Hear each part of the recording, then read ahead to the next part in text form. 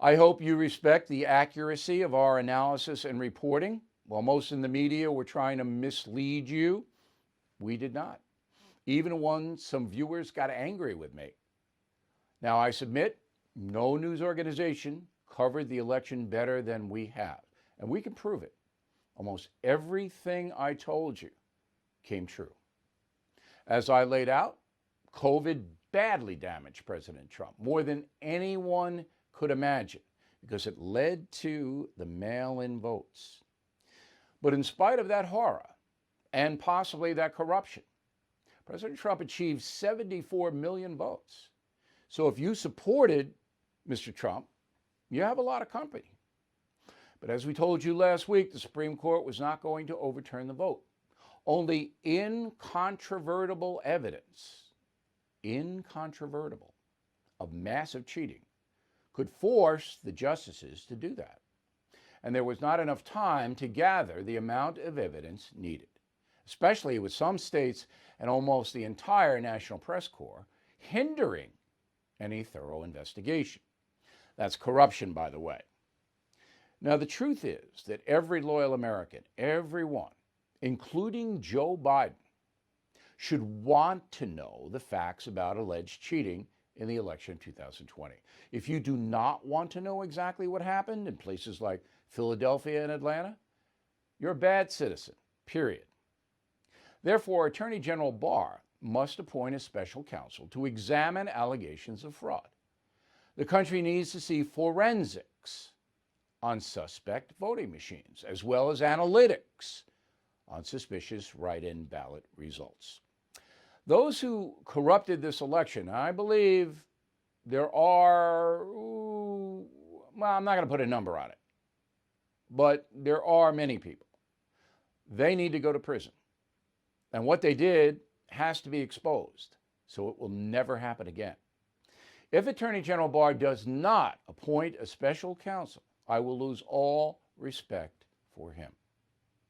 In addition, Congress has to pass a law called the Fair Election Standards Act that requires each state to obey certain rules, especially about counting mail-in ballots. We have to have standards.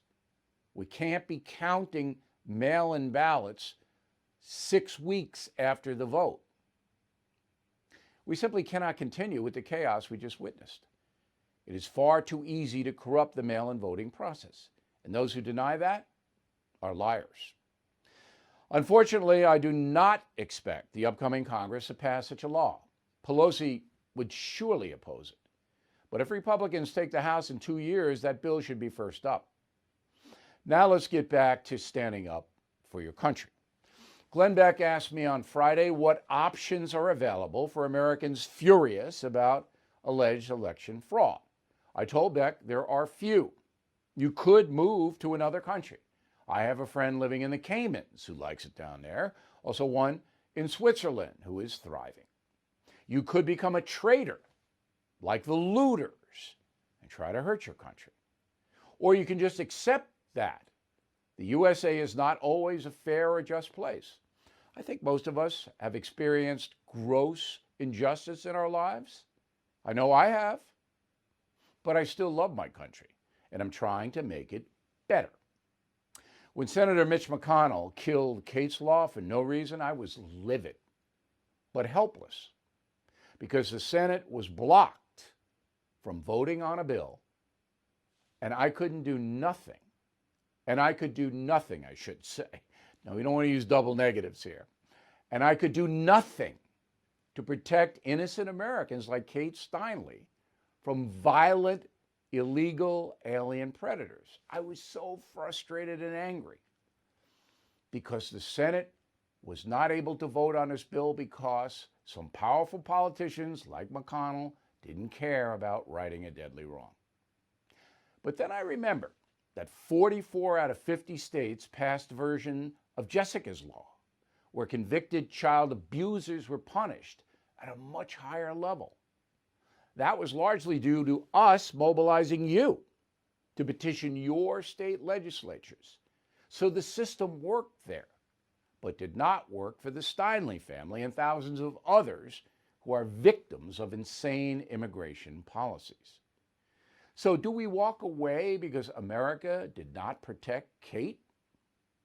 Same thing with the Catholic Church. No question it has lost moral authority due to corrupt and evil clerics who harm children.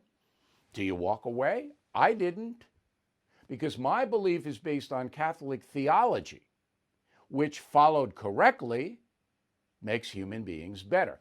I don't care a whit about the men who run the church. I'm partially responsible for getting Cardinal Law of Boston kicked out of this country. Some church leaders are good, some are bad. I don't care about them. God will deal with them. Same thing in the USA. Some in power are good, some are bad. Right now, the bad people seem to have some momentum, largely because of the corrupt media, which technology has empowered to a frightening degree.